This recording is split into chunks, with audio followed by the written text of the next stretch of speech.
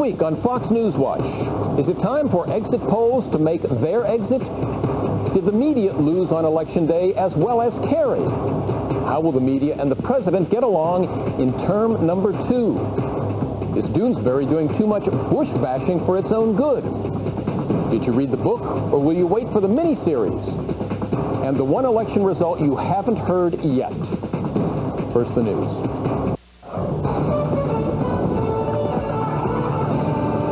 From America's Newsroom, I'm Carol Iavana. U.S. warplanes pounding away at terrorist targets in the Iraqi city of Fallujah. The heaviest air raids there in 6 months. The object to soften up the city for a major assault that could come at any time. 10,000 U.S. Marines and soldiers have Fallujah surrounded, ready to move in when the order comes. The Iraqi leadership and U.S. military want to neutralize the terrorists before January's elections. Several thousand shoulder-fired missiles are reportedly missing from Iraq. That's according to the Washington Post. The report says as many as 4,000 surface-to-air missiles that used to belong to Saddam Hussein are unaccounted for. They are the kind of missiles that can bring down an aircraft. Concerns about the missiles came up at an Alabama conference on aviation threats. The White House's director of post-war policy in Iraq will reportedly resign his post. The Associated Press cites a White House source as saying that Robert Blackwell decided some time ago to leave his job after the presidential election. He is the second-ranking official to announce his resignation from the Bush administration. The State Department said Friday that counterterrorism chief J. Cofer Black was also leaving. President Bush's second inauguration will be marked by extremely high security. According to the Washington Post, the first post-9/11 inauguration will feature high-tech screening of those attending and a combat brigade of up to 4,000 troops. But law enforcement agencies have been in high gear for months. A Washington state doctor accused of giving patients old flu vaccine. Dr. Gary McCallum was charged with fraud and misrepresentation by the state's Medical Quality Board. The board says McCallum charged up to $20 for shots using vaccines that expired in July. Fox and Friends at the top of the hour. Fox News Watch comes your way next.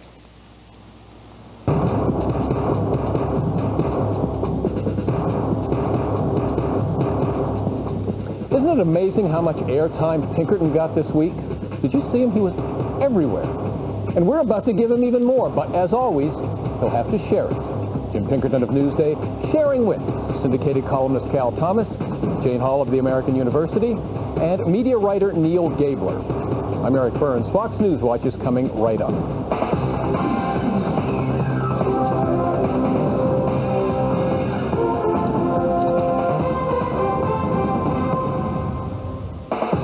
According to the Center for Media and Public Affairs, John Kerry got the most favorable coverage of any presidential candidate in the last quarter century. So, Jane, let's assume, at least at the start, that that's true. Let's remember what Evan Thomas of Newsweek said, that the media are worth 15 points to Kerry. And let's ask why Kerry didn't win if he had the media behind him to this extent. Did he not have the media behind him? Or, the really intriguing question, it seems to me, are the media much less influential in matters like presidential elections than anybody thinks? Wow, that's a three-part question. George Bush wouldn't answer that. Would you answer for a while? 'Cause I need to catch my breath. First of all, I'm not sure I agree with I think we found that this time a lot of polls are wrong. I'm not sure that the media gave Kerry such wildly favorable coverage. I think that his issues, the economy, and other issues did not get a lot of coverage. I don't think he had a clear message. Why? And I think did the media ignore them because they were too complex? I think this was a campaign that ended up being run a lot on symbols. I think gay marriage, obviously, and the whole registering of young evangelicals was missed by a lot of people in the media. Not all, but many. But I think that it was a combination of Kerry not having a clear message, and also the whole Swift vote thing went on for a month, and I don't see that the media did Kerry any favors in not covering whether those allegations were true. Eric, in response to one of your questions, in there somewhere I think it was that the major media, as that center indicated, were solidly pro-Kerry. However, they just didn't have the impact they used to. Peggy Noonan wrote a brilliant article in the Wall Street Journal this week where she compared the bloggers to the English archers at the Battle of Agincourt in 1415 when they took down all the French knights and their fancy horses, and the arrows went through the armor. It was the first time that could happen because of the longbow, and it was just an incredibly effective new technology that wiped out centuries of chivalry and self-confidence. It's a wonderful analogy, but so many more people, Neil, got their news all through the campaign from television than did from bloggers, that the question still exists about the influence of the media in how people voted. Well, let me first of all challenge that study. That study has so many flaws in it that we would be here for a half an hour. I don't think that study makes any sense. We do have half an hour, but we would like some other but topics. I have to take the entire half hour. But let me get back to the bloggers, because I think they're important in how the mainstream media affected the election. I think Jim is absolutely right, although I think Peggy Noonan's article is just, typical Republican hackery. But what in the year 2000, what happened was that the mainstream press, was caught between the pincers of GOP spin on one side and Democratic spin on the other. In 2004, I think they were caught between different pincers, GOP and Democratic spin on one side, and bloggers on the other side.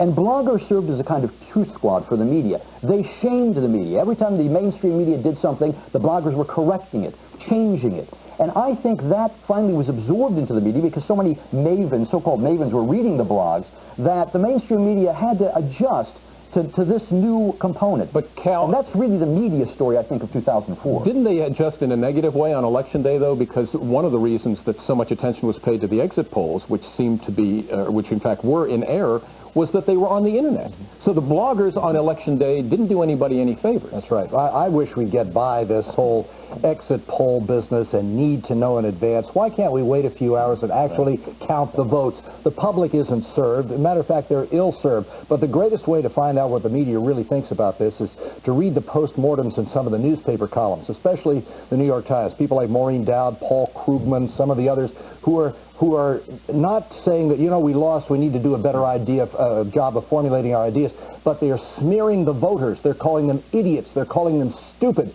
This is an example that most of the media doesn't get what really happened in this election, and most of the voters do. Eric, I worry that we're running out of time in this segment. I want to make sure I get my arrow into the exit polls here in terms of them being wrong, in terms of screwing up the coverage. And I see here in Friday's New York Times, the exit pollers are now saying, oh, the Kerry supporters were more willing to talk to the exit pollers than the Bush supporters were. Like, the Bush people are mean, nasty people who wouldn't want to talk to anybody, and strangers and so on. It is just one more example of what I said last week. This is witchcraft, this is numerology, and it has no business being in politics. I agree with Cal. They should just get rid of them, and let's just wait for the votes to be counted. I think we had a new time with the New York Times comes out with a story about explosives that may have disappeared, 380 million tons of it, and most people on the right jumped on that and said, what's wrong with the New York Times? Not, is the story true? People's motives in the media were questioned this time far more than I've ever seen. And rightly so. Over and over again we saw. But it was much more effective from the right than the critique from the left. Maybe there was more guilt on the left. Well, Neil, that may not be true. Can we picture a better relationship between the media and the president in his second term? Perhaps, to take one bit of optimistic information about this, the president was elected just a few days ago, and he's already at a news conference. The media, regardless of their political leanings, were upset that the president was so inaccessible to them. Might this be a hint that there will be less hostility between the media and the White House? Absolutely not. I think look at that press conference, and what you saw was, look, press bashing, as even we do on this show, press bashing is good politics. People like it. And George Bush certainly knows that press bashing is good politics. On the other hand, I think the press is going to be much more compliant.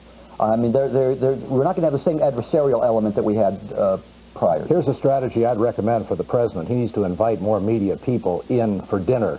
Like Ronald Reagan did. It's pretty tough to smear somebody you just had dinner with. Okay, I have to get in my favorite Ratherism election night. I watched long enough to hear Dan Rather say, let's hit these biscuits with a dab of gravy. In the email segment next week, those of you who know what that means, please write. In the meantime, we have to take a break. We'll be back to do something we've never done before, cover the coverage of the future. Election night 2008. Clinton versus McCain. Will anybody be paying attention to them, or is their day finally and forever over? Stay tuned for more Fox News Watch.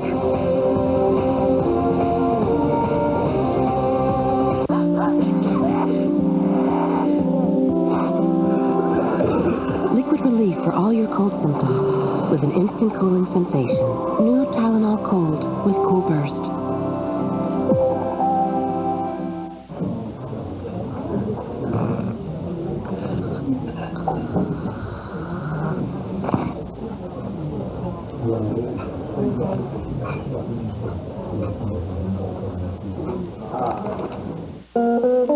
They say to play the blues, you have to understand pain. Oh, she hurts me so bad. Diabetes can be very painful. Sticking my fingers, checking my blood sugar. It don't have to hurt. Less pain, less blood. On your fingers or your arm. One Touch Ultra. Results in 5 seconds. I can feel it way down in my shoes. To play the blues, you want to feel it here, not here. One Touch Ultra. I'm sorry, I was driving too fast. No, really, totally my fault. The good thing is we're okay. There's so many more important things in life. If I'm not mistaken, you must be gelling. Like Magellan. Are you gelling yet? Dr. Scholl's massaging gel insoles are made from the softest gel ever created. If you and your shoes don't feel outrageously comfortable, you get your money back. Guaranteed. Come on, move it! Listen to that yelling. He's so not gelling. Are you gelling? For valuable coupons, go to gellin.com. What if business no longer meant business travel? Microsoft Office Live Meeting. The service that lets you be in different places, but still on the same page. See for yourself with a free trial. All it takes is a phone, PC, and an internet connection, and you can collaborate with groups of all sizes. It's like being at the same table, even if you're worlds apart. Visit Microsoft.com/meet now or call us today.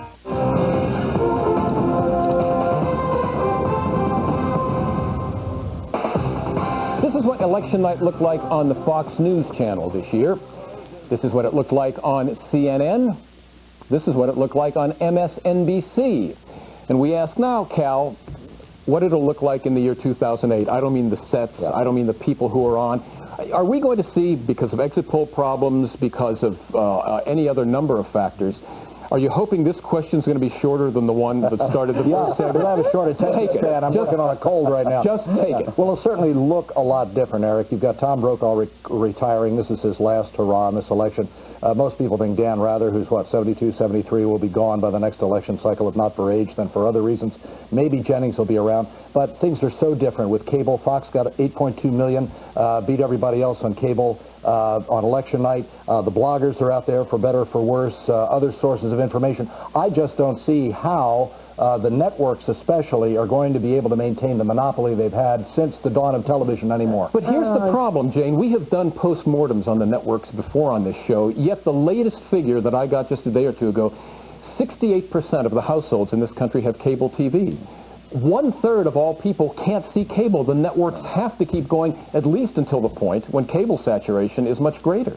Well, obviously, I think it's great that Fox News did well and that everybody else did well. But something like, I think 15 million people watched NBC, 13 million watched ABC, and about 9.6 watched CBS. Now, Fox, it's amazing they got that close to the broadcast networks. But I think these reports are exaggerated, and we ought to hope they're exaggerated, not gloat over the fact that they are not doing as well as they used to when they had a monopoly. Well, forgetting, Jim, whether it's network news or cable news, what's going to be different? For instance, will we have learned anything from the exit poll mistake of 2004? I hope we will have, but there's a mysticism about technology that hypnotizes people and makes them keep going back to make the same mistakes over and over again. However, let me say this. I'll predict in a fundamental way that the coverage of 08 looks a lot like 04 in the sense that you're going to have 3 or 4 people sitting around a table talking about the election returns. You may have better graphics, you may have 3D, who knows what you'll have. But the basic idea of theater, which is you've got a compelling actor, actress talking to the audience one way or another, has been true for 3,000 years and it's not going anywhere. They will always be kings and queens of television or your computer screen or both that people will want to watch. But the question is, Neil, what they say. And I'm wondering if, all right, we got rid of the early projection in 2004, except we substituted exit polls, which were a form of it. Will we, in 2008, get rid of all projections? Will we do what Cal Thomas said and just report? Or does that make for television that's too dull? I mean, look, they don't have to be on for 4 or 5 hours if they don't have projections. So, I mean, you can just go on at the end of the night and say, look, this is the winner. That's not going to happen. I mean, we've been writing, I think Jane said it, we've been writing the obituary of mainstream news, network news for an awfully long time. It's not going to happen. I mean, it may die out, and I think eventually it will, but we're looking, as I said a few weeks ago, we're looking at its end with a whimper, not with a bang. It'll happen gradually. But what has happened to mainstream news is it's losing its authority. It hasn't lost its presence, but I think it's lost its authority, or it's beginning to lose its authority, and that's because it's lazy and it's stupid. And in terms of covering elections, Cal, what does that mean? Well, I agree with most of what Neil said there, but I think there's something else that's important with Brokaw and Rather going. The anchors who will replace them, Brian Williams for Brokaw, we don't know yet, maybe John Roberts on CBS, don't have the history of being a presence in the American mind when they had the news to themselves, the three broadcast networks. They're out there competing with a lot of other personalities and anchors and news people and celebrities now. So this will hurt network news authority. I believe it will. More. And I think the numbers will be down for network news next time. They may well be down, but this is a rich country, and you can, as the cable networks have proved, you can make money with an audience a lot smaller than the networks are used to. I think you're going to see a lot more niche. Look, a lot of people told me, look, they love NPR. NPR is completely different than, you know, say, talk radio, or Limbaugh-type talk radio, and yet people love it. It is clearly just more niches, more choices, and I think that's extremely healthy. I don't think it's healthy if people are only watching something they think agrees with them. And I think that's where we're headed. I think people are going to get so niched, and there's so much criticism. And, you know, I am a still fervent believer in what used to be called objective journalism. And I know people from the left and right are going to go towards media that they think agree with them, and I don't think that's necessarily a good trend. I have to stop you now. No more biscuit gravy gabbing. Did I get that right? Something like that. We have to take a break. We'll be back with our quick takes. Does this look like a good idea for a movie to you? And if it's serious about its bush bashing, can it really be a comic strip? Fox News Watch continues after this.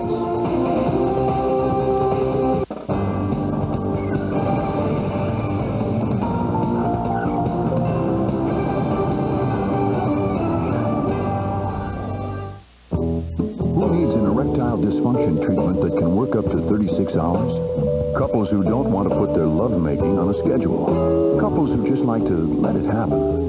36-hour Cialis is for couples who like to choose the moment that's right for them. Because Cialis is the only ED treatment proven to both go to work fast and work up to 36 hours. Cialis is only for men healthy enough for sexual activity. Do not take Cialis if you take nitrates for chest pain, or certain alpha blockers for prostate problems, or high blood pressure, as this may cause an unsafe drop in blood pressure. Don't drink alcohol in excess with Cialis. Side effects may include headache, upset stomach, delayed backache, or muscle ache. Erections lasting longer than 4 hours, though rare, require immediate medical help. Discuss your health status with your doctor and ask if Cialis is right for you. Then ask your partner what she has in mind. 36-hour Cialis. When the moment is right, will you be ready?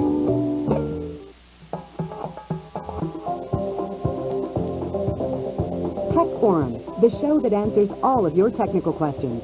Join Mark Jackson and Dan Minnick for the latest updates on Dish Network technology. And you don't want to miss their special guests. And be sure to call in or email with all of your technical questions. Tech Forum, helping you to get the most out of your Dish Network service. Tune into Channel 101, Monday, November 8th at 9 p.m. Eastern. Jackson and Silva are back. Oh, this is one of the best teardowns we'll see, guys. After his first loss to Vanderlei Silva. He's in trouble here. He looks like he is out on his feet right now. American Quinton Rampage Jackson is looking for revenge. And this time, Pride Fighting Championships middleweight belt is on the line. Jackson versus Silva, the rematch. Pride Fighting Championships High Octane. Playing this month on Dish On Demand pay-per-view. A message from the law offices of James Sokolov on mesothelioma. Mesothelioma is a rare malignant type of cancer in the lungs, usually associated with exposure to asbestos. If you or a loved one have been diagnosed with mesothelioma, call the law offices of James Sokolov at 1-800-821-5491. That's 1-800-821-5491.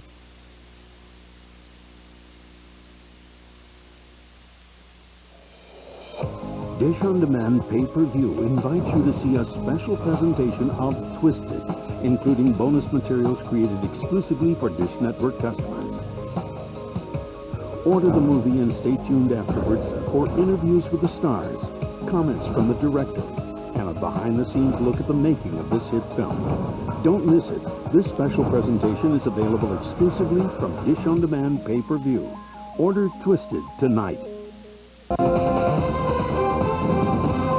It's time now for our quick takes on the media. Headline number one. Wasn't the non-fiction version enough? The 9/11 Commission report is moving from page to screen. Both ABC and NBC are developing miniseries based on the report of the horrible events of September 11th, 2001. What do you think about that? Well, I'm not surprised, but I'll tell you, I'm a little uneasy about taking 9/11 and turning it into entertainment, into advertising dollars, and into ratings. It's going to happen eventually, but there is something really unseemly about exploiting this for your own financial gain, and that is exactly what's happening here. And it's a matter of timing, too, exploiting something that happened just a couple years ago, a tragedy of that magnitude, worse than waiting a couple decades. Yeah, as opposed to politicians exploiting it during the election campaign. I mean, come on. Yeah, go ahead. I'm sorry. If you read the I read the 9/11 report, and I thought, who the heck wrote this? This is, if they do it well, I think it is valid. If they do it badly, then it's exploitation. They were making movies about World War II during World War II. This doesn't bother me in the least that they're doing it. I will make one prediction, however, that the scripts for these movies are going to leak quickly enough, and they're going to become major political footballs as people say, is this blaming Bush, or is this not blaming Bush enough, and so on. In the same way that the right clobbered CBS over the Reagan miniseries, the left clobbered Sinclair Broadcasting over Stolen Honor, you'll be hearing lots about this well before they're released. That's a good point. It depends on who's going to do it. If it's Oliver Stone, I'd be worried, but somebody else, maybe not. Quick take headline number two. Doonesbury about to get buried? The New York Post is reporting that the comic strip Doonesbury is in trouble because of its anti-Bush sentiments. 20 newspapers refused to run this strip a few days before the election. A group of 38 papers dropped the strip last summer for its ostensible Bush bashing. And, says the New York Post, more droppings are being talked about by quite a few papers. Jane, what do you make of this? Is this more indication of divisiveness politically in this country?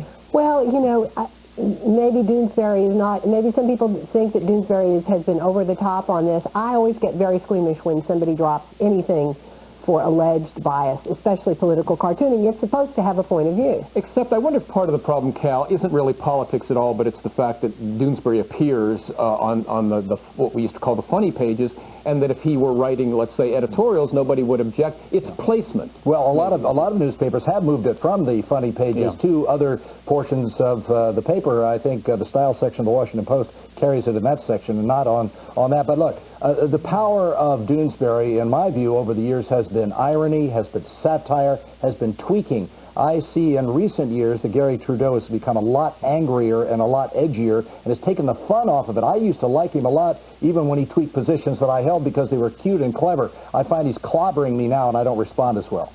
Look, they're entitled to do this, but it's not as if Doonesbury should come as a surprise that he's doing political things. I mean, come on. He is not mellowing with age, is he? I like you, Jim. And perhaps that's the problem. All right, quick take headline number three. Yeah, Bush beat Kerry, but Coates beat Bubba. Bubba the Love Sponge, the Florida disc jockey who was fined for indecency by the FCC and then fired by his radio station, ran for sheriff of Pinellas County, Florida this week. He lost. Deputy Sheriff Jim Coates easily defeated him, capturing 72% of the vote to Bubba's 28%. And Cal, you didn't hear that from Britt Hume or Tom Brokaw. Well, as Dan Rather might say, he got his biscuits in a bucket, I guess, with gravy on it. Go ahead, Jim. As Jim Pinkerton would say, Bubba the Love Sponge snookered us into covering him yet again. But one of the things we might have learned here, Neil, and perhaps the only one, because it's a pretty small story, is that fame doesn't necessarily, notoriety doesn't necessarily translate to something positive. You can't run on your name if your name's Bubba the Love Sponge, necessarily. Well, yeah, I mean, he ran, I think, as Bubba Clem was on the ballot. Bubba but, Clem. you know what, I mean, actually, what he probably should have sought is an appointment to the FCC, but I don't think Bush was about to appoint him, so... If Howard Stern runs for office, we'll have to give that coverage. And I think, it was sort of heartening to me, the way the story was written. It was so biased against poor old Bubba the Love Sponge. It was like, this sheriff had this experience, and the budget is $9 million, and we should elect him. We have to take one last break. When we come back, it'll be your turn.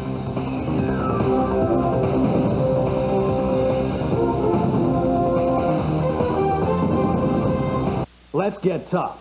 CLR tough. CLR is #1 for a reason. It works.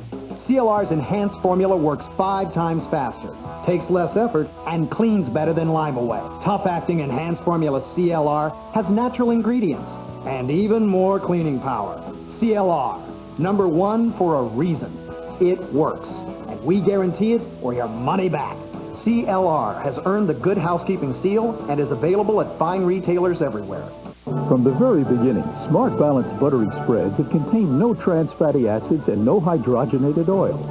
Trans fat can raise LDL bad cholesterol and lower HDL good cholesterol, just the opposite of Smart Balance, which has the right balance of fats to help improve cholesterol. Smart Balance buttery spreads taste great without the cholesterol in butter or trans fat that's in margarine. It's that simple. Smart Balance buttery spreads. We have the right balance and the great taste. We can do it, you can do it, oh yeah, I know it. If you're like me and take Avandia, I've got good news. Call 1-800-JOIN-DELA. You could save $30 on your next 3 months of Avandia. That's $30. I eat right, exercise, and take Avandia every day.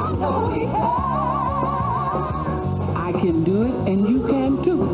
Call 1-800-JOIN-DELA. Do it now. I know you can. Panasonic introduces high-definition plasma TV with the most beautiful picture in the world. Yours. No, it's mine. It's my vacation. It's got to be my game. Make it yours. Just snap it and share it instantly with built-in photo viewer. Call for your free HD plasma guide now. The most beautiful picture in the world. I'm pretty sure it's mine. High-definition plasma TV from Panasonic. Ideas for life. From Iraq to Israel, as turmoil sweeps the Middle East, only one network is on the scene as events unfold. Only one network brings you the best reporting. Only one network has the most in-depth analysis. Only Fox News Channel. This weekend, cabinet shifts and shakeups. It's inevitable there'll be changes. It happens in every administration. As Bush gears up for 4 more years, who will help him face the challenges ahead? Dennis Hastert and Karl Rove weigh in. Don't miss Fox News Sunday with Chris Wallace. The topic on last week's program that brought us the most mail this week was not exit polls, but the pre-election polls. You didn't believe in them. You wanted us to know. Daniel from Chicago, Illinois. Jim is right about polling being witchcraft. How would you like to fly a plane where the pilot promised to reach the runway plus or minus 3%? It used to be a 5-point lead was a landslide. Now it's within the margin of error. Now there's even a poll that averages other polls. Sigh. Mike from Morgantown, West Virginia echoes Neil. Polls have made news organizations lazy. Although, come to think of it, Neil believes that news organizations were already lazy, and that's why they're so fascinated with polls. Did I get that right, Neil? Got it absolutely right. All right, same topic. Daryl, Plano, Texas. The polls would be far more accurate and consistent if the inquirers would always ask one important question first. Is your mommy or daddy home? Richard, Dover, Delaware. The only poll that matters is the one taken on Election Day. About negative coverage of Iraq as a campaign issue, here's Marilyn from Papillion, Nebraska. I am a Republican, and I would fault the president for not communicating well to the country about the Iraq war in the winter and spring. Everyone says the media reported the war negatively, but they simply filled a vacuum. There were plenty of good things to say, but the president failed to give us the positives. It's a sentiment echoed by Mary from New York. The media can certainly be taken to task for failure to report on the issues. But how about if we hold the president to the same standard and require him to hold a news conference once in a while? About the best source of news this campaign year, here is Stephen from West Palm Beach, Florida. Neil Gabler is right when he says that Jon Stewart and The Daily Show have covered the election better than any real news outlet. It's sad and funny when the fake news is more informative than the actual news. Finally, here is Roy from Island City, Oregon. I suggest a new title for your show, Cal Thomas and the Four Hairbrains. Actually, Roy, you know, that was the title of the pilot, believe it or not. We will reconsider it just for you. Promise. In the meantime, here's our address. It remains Newswatch at foxnews.com. Please write to us. When you do, tell us your full name and let us know where you live. That's all the time we have left for this week. Thanks to Jane Hall, Jim Pinkerton, Cal Thomas, Neil Gabler, and I'm Eric Burns, thanking you most of all for watching. We hope you'll do it again next week when Fox News Watch will be back on the air.